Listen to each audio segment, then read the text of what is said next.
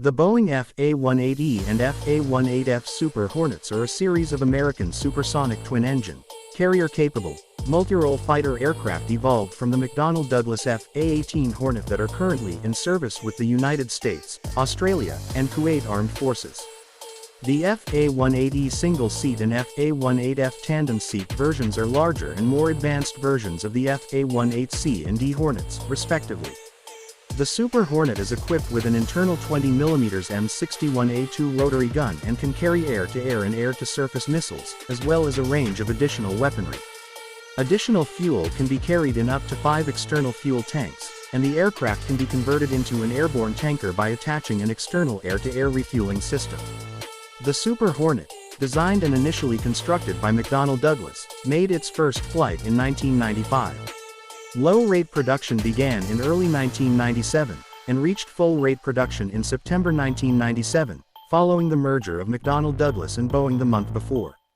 The Super Hornet entered in service with the United States Navy in 1999, replacing the Grumman F-14 Tomcat, which was retired in 2006.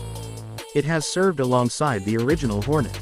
The Royal Australian Air Force (RAAF), which has been using the F/A-18A as its primary fighter since 1984, ordered the F/A-18F in 2007 to replace its outdated General Dynamics F-111C fleet.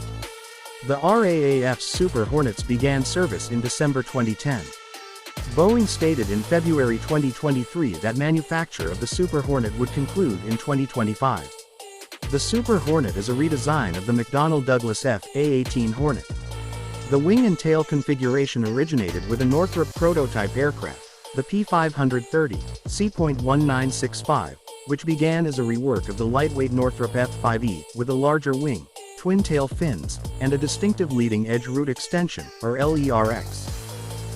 Later flying as the Northrop YF-17 inches Cobra. It competed in the United States Air Force's Lightweight Fighter (LWF) program to produce a smaller and simpler fighter to complement the larger McDonnell Douglas F-15 Eagle. The YF-17 lost the competition to the YF-16. First ordered by the United States, the Super Hornet. Though the Super Hornet is essentially a new aircraft, the Navy kept the F/A-18 name in 1992 to help sell the program to Congress as a low-risk derivative.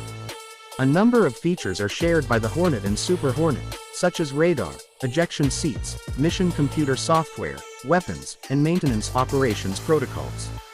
With an empty weight somewhat higher than the F-15C, the Super Hornet would expand on the F/A-18F, keeping the majority of the avionics systems from the F/A-18C D configuration at the time.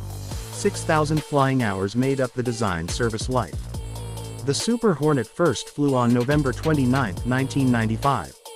Production of the F/A-18F began in 1995.